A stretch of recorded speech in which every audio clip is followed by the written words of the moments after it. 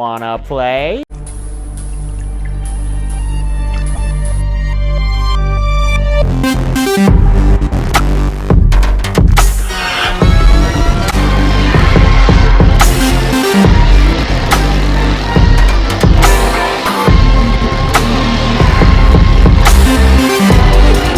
Here's Johnny! I need a bigger boat. What's your favorite scary movie? We have such sights to show you. It's alive! It's alive! It's alive!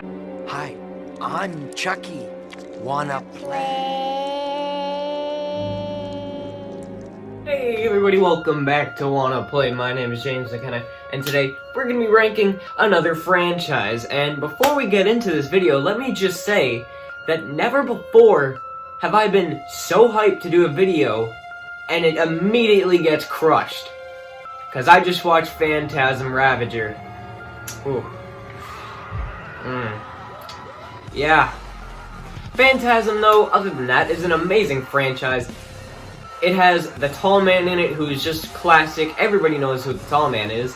And also, you got Reggie, Mike, Jody. So many awesome characters that come back throughout the franchise. Phantasm is great.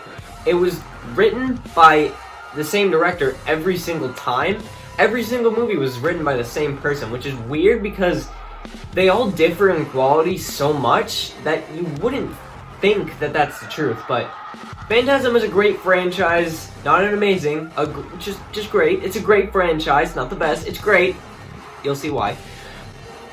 So yeah, without any further ado, let's get straight into it. So, coming in at number 5, matter of fact, change that graphic. It's everyday, bro, with the Disney Channel flow. Coming in at number whatever I just said is gonna be Phantasm Ravager.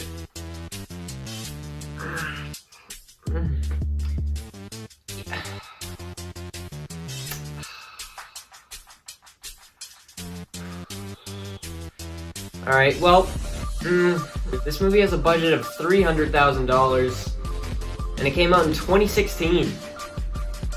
The original Phantasm had a budget of $300,000, and it came out in 1979. Using inflation, that would mean that Phantasm Ravager is $1 million less than the original. You see, this movie is bottom 3 of horror movies, ever. It is. It's Hellraiser Revelations of bad.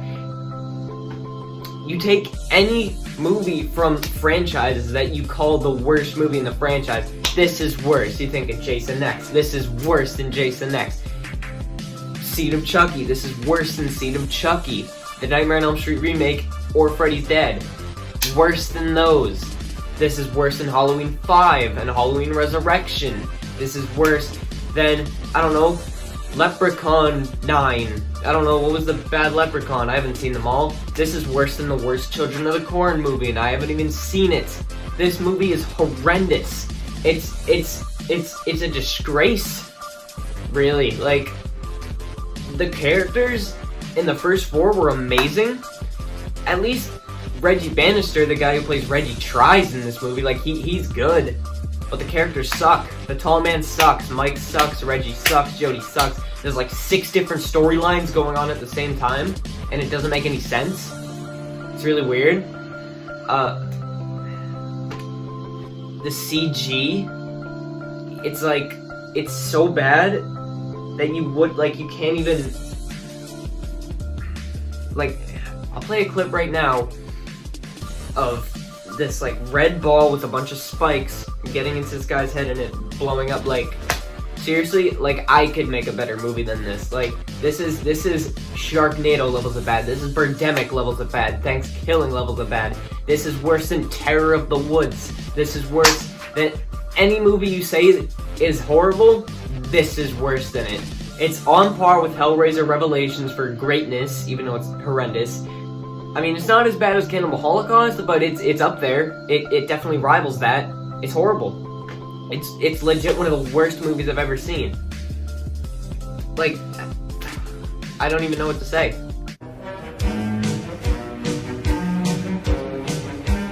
And coming in at number 4 is going to be one that is miles better. Like miles, like not even like country miles, not just out country mile, like country miles, like, and not small countries. We're talking like Russia, Canada, like China, like. And I thought it was bad when I first watched it. I thought it was going to be the worst in the series, not even close, but that's going to be Phantasm III. Now, Phantasm III is a great movie. It's really good. It's not as good as the next ones that I'm going to be talking about, but Phantasm III is, well, Phantasm III is the 4th worst in the series, but it's Suspiria compared to Phantasm Ravager. But Phantasm III is good. I like Reggie, I like Mike, I like Jody. I like the new characters we get. I don't really like the kid character. I can't remember his name right now, but the kid character, not so much, but I like the woman that we get. The tall man is great in here. Reggie is great in here. This movie's just really good compared to, you know, Phantasm Ravager. If Phantasm Ravager wasn't in this series, this would be the seed of Chucky, basically.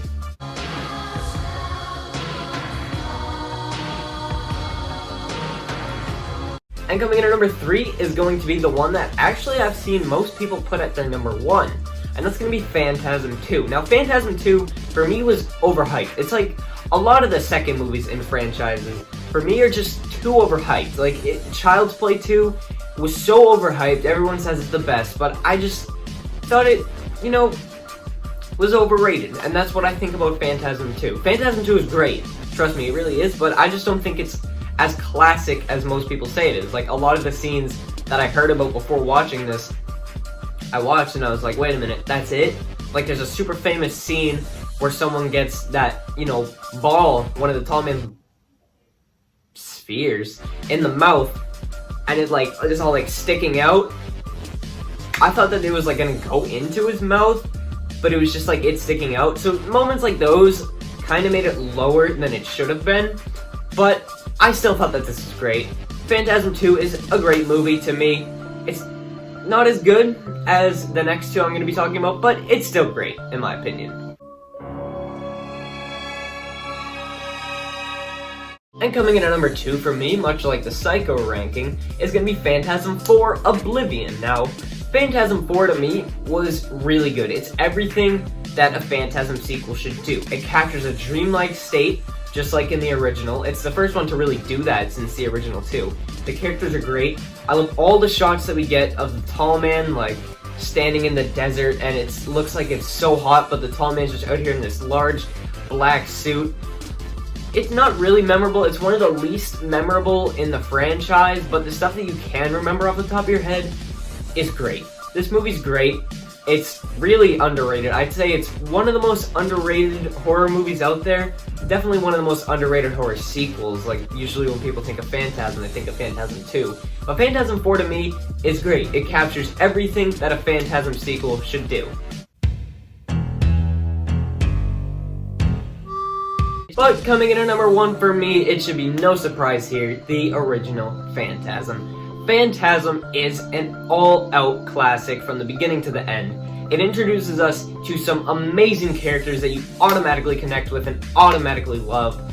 You got Mike in there, who's awesome. He's the little kid who ages, like, really good, I must say. Like, throughout the franchise, like, the second movie he's in is Phantasm II, and then Phantasm 3 and 4. He looks really good, but in this one, he's a kid, and he's a great kid. Now, some of the acting in here is dated. Like, there's one of the scenes in the beginning where Mike goes to visit a lady and her grandma, who were like fortune tellers, and the granddaughter, I guess, is not great at acting, and you can kind of tell. But Phantasm is just so awesome. It's a dreamlike movie. There's so much weirdness going on, and you can't really tell until it gets later on. It's kind of hard to understand. Like, you don't really get what's going on until later.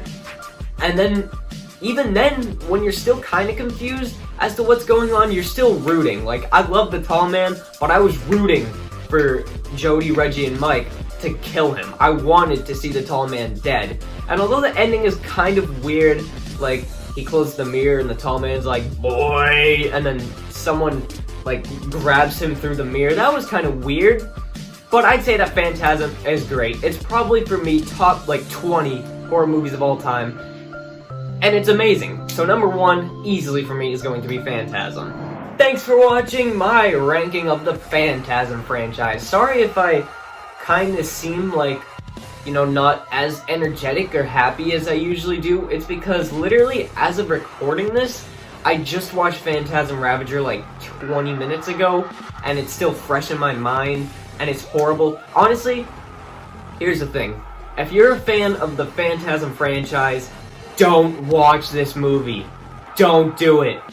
Seriously, it'll ruin... I've never seen a movie that ruined a franchise for me as quickly as Phantasm Ravager did.